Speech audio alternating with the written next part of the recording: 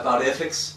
Oh, ethics. You know, in 2009, you know, I've been doing this in 2003, and I had to summarize it up somehow. Right. And I made a document in Danish called The Ethical Timeline, where I said what had happened since 2001 until 2009.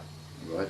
And in this document, I keep coming, you know, we have the right to defend ourselves if we are being invaded. If someone is coming into this house with a shotgun now, and threatening to shoot you, I can do something to prevent that. That's our right to defend ourselves. Here we are being invaded, attacked by something that comes through the walls, through our skulls, into our children. We have the right to defend ourselves, actually. You're quite true. And what I encourage people to in this document is original 50 pages in Denmark, then I made a little appetizer for people in 7 pages. It's really, we need to take self-responsibility, because it's not coming from government, it's not coming from Cancer Institute, it's not coming from outside.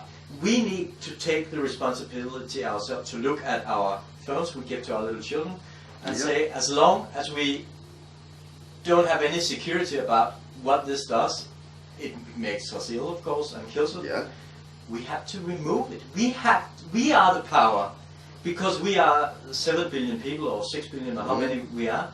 If people stop using mobile phones, if they stop buying all these things, it's very vulnerable. The industry will collapse fast, because they are only built on more increase. And as soon as that increase tips over, it goes very fast backwards. Oh yeah, you're right. So it's all about responsibility, but how can we make people take that responsibility? We have all been conditioned that it's government and a healthcare system that will take care of us, but we see today that they don't. Yeah, you can't. In order to do that, you would need to get an organisation like the BBC to make programmes about how dangerous these things are. Now, the BBC doesn't answer to anyone other than government. And the people at the very, very top, nobody knows what industries they belong to. They are secret of the BBC. They are secret. Nobody knows what industries they represent, what boards they sit on. I mean, when we have a corrupt government, as we've had, probably our most corrupt government ever, and the BBC needs the government, there hasn't been a single programme within, or many, many, many years from the BBC about this. Not one. I know I am on a banned list from the BBC because sometimes there are radio programmes and I ring up and say, you know, you're wrong here because of this. My letters, my comments are never ever read out. And I've been told the BBC has a blacklist of people it must not communicate with.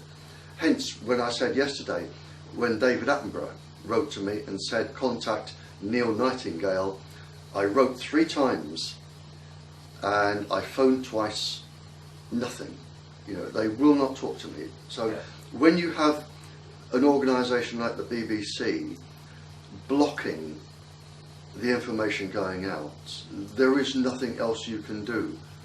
And you have the papers, the big papers that take all the advertising from the industry.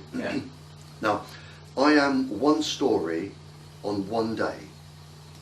Mobile phones will kill your children. One story on one day. The advertising is every single day forever and ever and ever. And they make millions from this.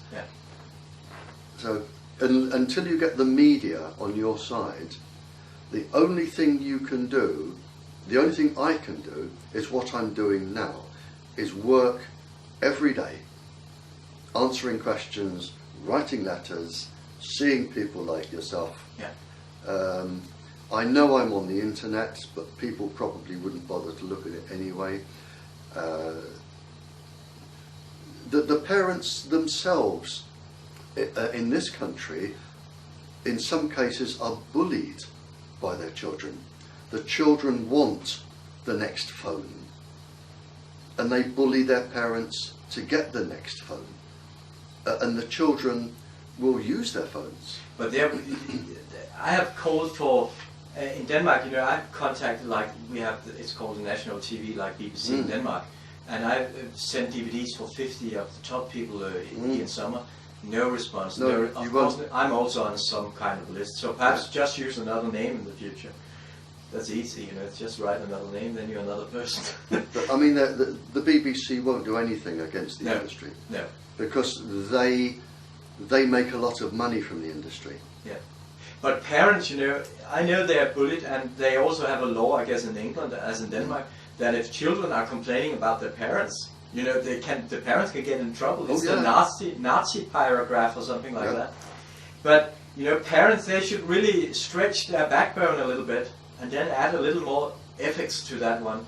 Because, you know, what will parents say in 10, 20, 30 years when they have a child that's in the grave? Or when they have a child who's in an Alzheimer home? That's when, as I said, the one thing the industry cannot do is stop people dying. Yeah. Now, how many children will have to die before the parents suddenly say, well, hang on, there were 1,000 people in this school, 300 of them have now died of leukemia. Within 2 months. And we've got a transmitter here. And they start then, but it won't be until then, because parents are too busy. Both of them work, they're very tired, they can't take on their children, they can't take on the industry.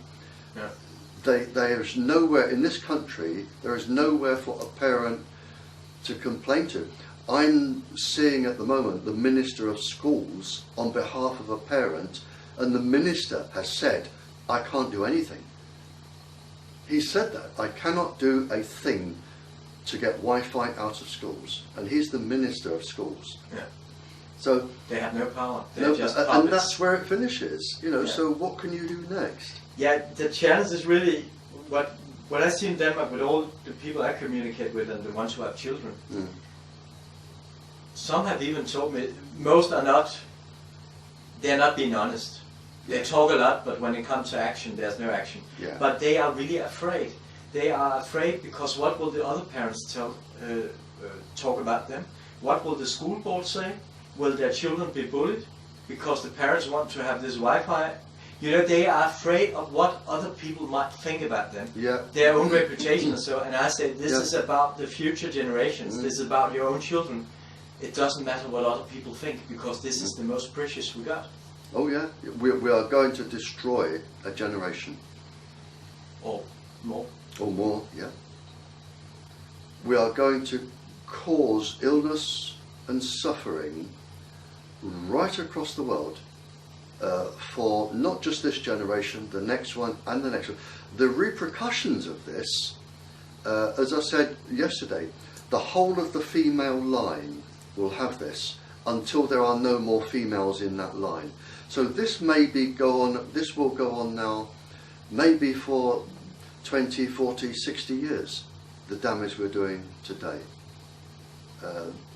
You know, in 60 years' time, genetically damaged girls will be born from the damage caused today. There was a movie coming out in 2007 called The Children of Men.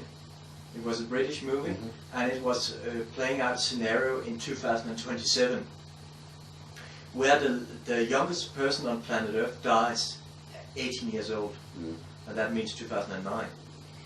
Actually, the scenario is almost mirroring the microwave story here, but it's another time. But it was actually quite scary because they were protecting this black woman who was pregnant. Yeah. And it was like they were having a war over her because she was carrying the key, actually, to having new babies coming. Yeah.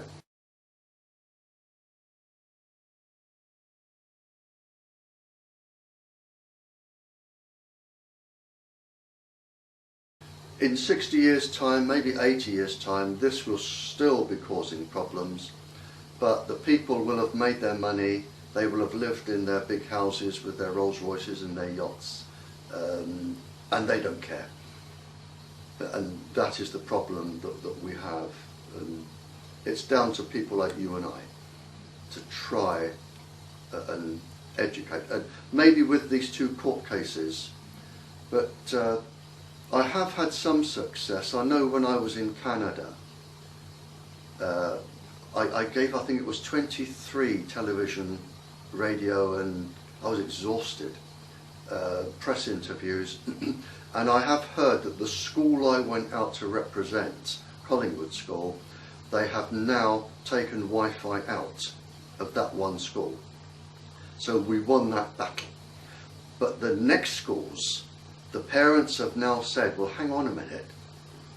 If it's dangerous there, it's dangerous here.